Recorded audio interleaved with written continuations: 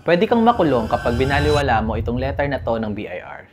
Ito yung tinatawag na letter of authority o yung formal notice ng BIR na magkakandak sila ng audit sa business mo. Makikita mo dun sa letter na yon yung mga requirements na kailangan mong isubmit sa bureau. Within 10 days, kailangan masubmit mo yung mga requirements na yon.